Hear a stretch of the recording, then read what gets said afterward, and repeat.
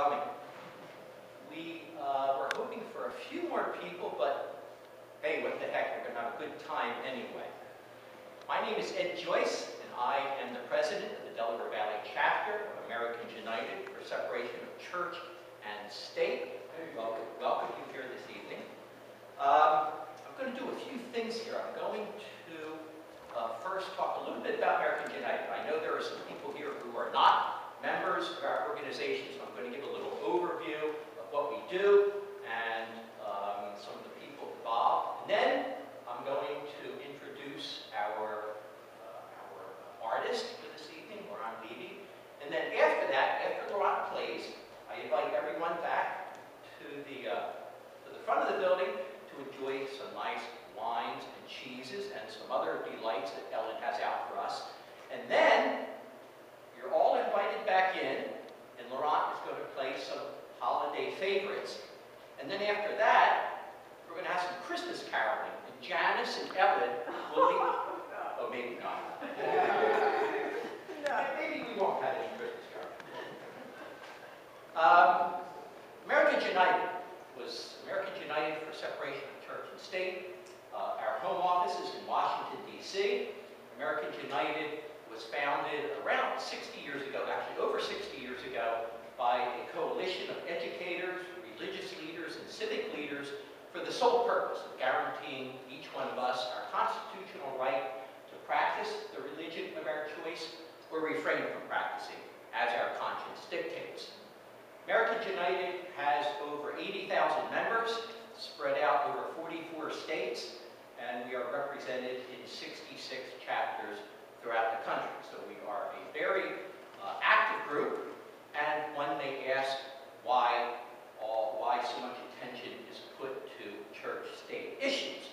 Well, when you think about it, a lot of the issues that come across our news today are underpinned by church-state separation.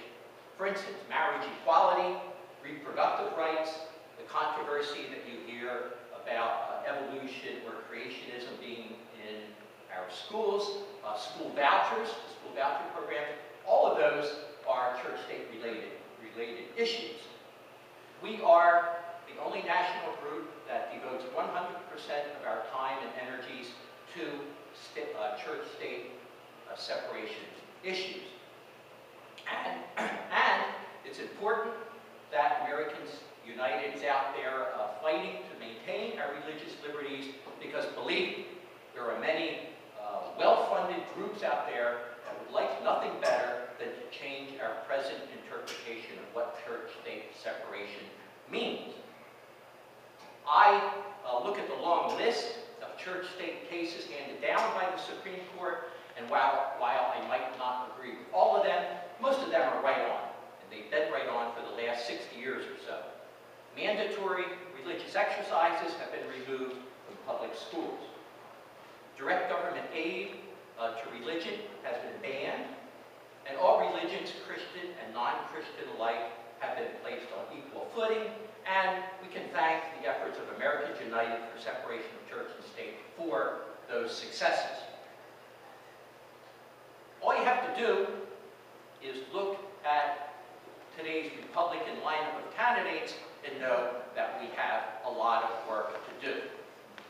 3 of the candidates claim that they have been chosen by God to run for president. Now, our executive director, Barry Lynn, says 2 of those out of 3 are probably lying. Well, I'd like to give them the benefit of the doubt and offer another suggestion. That is, they could be hallucinating. That's right, they could actually be hearing voices that are telling them to run for president, which, frankly, I find a scarier proposition than if they were simply lying. All politicians lie.